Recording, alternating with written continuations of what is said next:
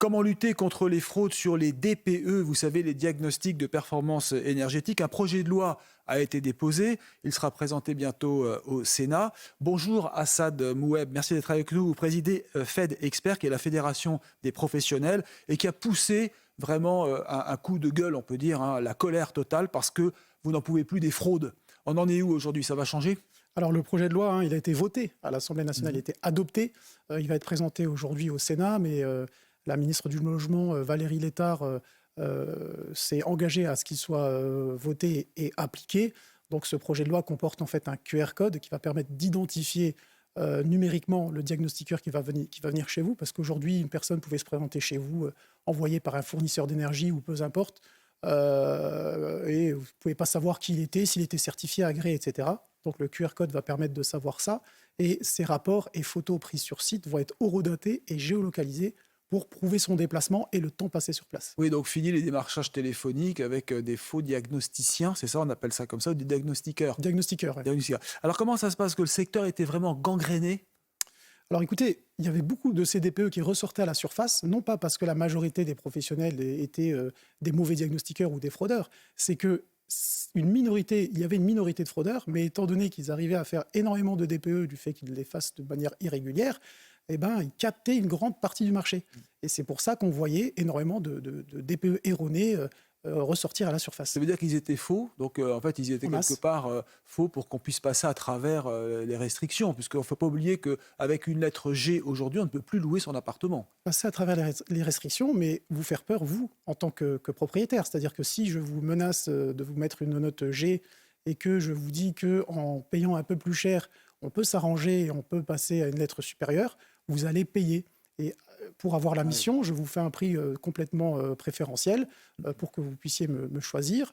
Vous m'avez choisi, mais après, je vous terrorise un petit peu avec une mauvaise note et vous êtes obligé de mettre une rallonge pour que je vous mette une note plus c'est ça, donne-moi la lettre F, mais ça te coûtera plus cher, quoi, c'est ça. Ça existait, voilà, ça. Ça existait. Ça n'existera plus avec ces nouvelles lois. Alors du coup, vous l'avez dénoncé et vous avez été victime de haine raciale, même, on peut le dire. Hein. Oui, alors j'ai un vice-président qui est de confession juive. Moi-même, je suis d'origine étrangère. Donc, on a eu des menaces et insultes maintenant depuis 2 ans qu'on essaie de faire passer ces projets. J'ai même un membre de mon comité technique qui s'est fait frapper à la sortie d'un parking juste après une violation de domicile, parce que son agresseur, là, dans un premier temps, a été voir chez lui s'il était chez lui, et puis il l'a retrouvé ensuite sur un parking, l'a agressé physiquement, menacé d'une arme. Donc quand vous vous attaquez à la fraude, il faut savoir que vous vous attaquez à quelque chose de très sérieux. Parce que vous vouliez assainir la profession, vous avez été victime donc, de ces attaques, ce qui est vraiment scandaleux. Alors aujourd'hui, donc FED Expert garantit le sérieux, c'est un label, il y a un QR code, vous l'avez dit.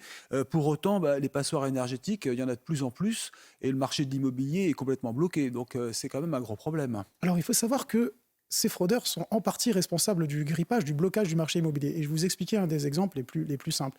Lorsqu'une banque souhaite vous financer un bien immobilier, elle finance une valeur vénale qu'elle va hypothéquer. Or, si elle estime que le DPE est peut-être faux ou erroné, elle ne va pas prendre le risque de vous financer ce bien. Parce que si ça se trouve, vous allez vous mettre en danger financièrement avec des travaux qui vont vous revenir en finalité à 2 fois plus cher parce que la lettre de votre étiquette n'est pas bonne. Donc la banque ne veut pas prendre ce risque, surtout sur ce qu'on appelle le bâti ancien, c'est-à-dire des bâtiments datant d'avant-guerre. La banque va préférer décliner le prêt plutôt que de vous financer. Et ça a tendance à gripper un peu le marché. Et il y a aussi un attentisme des acquéreurs afin de savoir si la lumière sur tout ça va être faite. Et la prime Rénov' n'a pas été tellement utilisée finalement l'an dernier.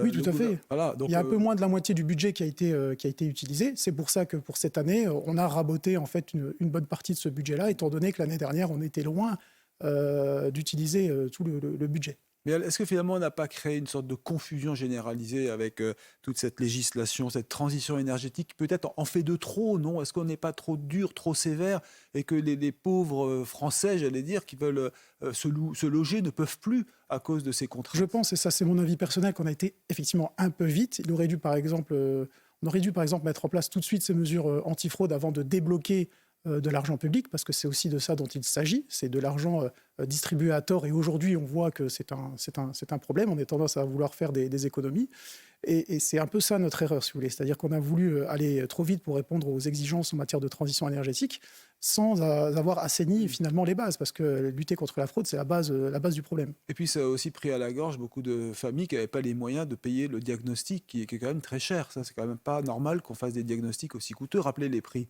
Alors, pour un DPE, on va être à peu près sur les alentours de 250 euros. Un audit énergétique, ça peut monter jusqu'à 1000 euros.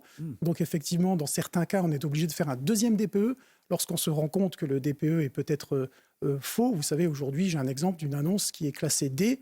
Or, on voit tous, par rapport à la façade et quand on connaît un peu le quartier et le voisinage, on sait que cette maison n'est pas du tout en D. Aujourd'hui, elle traîne en annonce, ce qui est totalement inadmissible. Oui, donc là, c'est un vrai souci. Alors, la dernière question, vous avez créé une école, hein, c'est ça, pour Tout à former fait. les diagnostiqueurs. Hein, Tout à fait. voilà. Et donc, ça sert à quelque chose, vraiment, d'avoir des professionnels formés dans une école, par vous-même, d'ailleurs, vous êtes un peu partie Tout prenante. à fait. C'est-à-dire que nous, notre créneau, c'est de faire évoluer ces métiers vers l'excellence, parce que de toute façon, la transition énergétique ne se fera pas sans ce type de pôle d'excellence. Et c'est pour ça qu'on voulait, dans un premier temps, traiter les problèmes liés aux dérives et aux fraudes, avant de pouvoir faire évoluer cette profession vers l'excellence. C'est notre projet et notre ambition.